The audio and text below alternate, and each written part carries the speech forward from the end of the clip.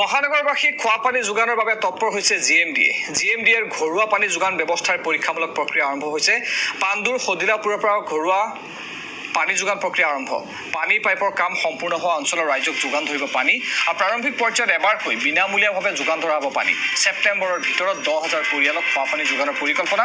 ঘৰুৱা সংযোগৰ কামৰ বুজ লৈ মন্তব্য জিএমডিএৰ উপাধ্যক্ষ মুকুতা ডেকাৰ। পৰ্যায়ক্ৰমে গুৱাহাটীবাসীয়ে খোৱা পানী লাভ কৰিব বুলি আশ্বাস দিছে মুকুতা ডেকাই। মাননীয় অসমৰ মুখ্যমন্ত্ৰী মহোদয়ে কৈছে যে আমি ছেপ্টেম্বৰ মাহত আমি প্ৰাৰম্ভিক পানী দিয়াৰ ব্যৱস্থাটো কৰিম।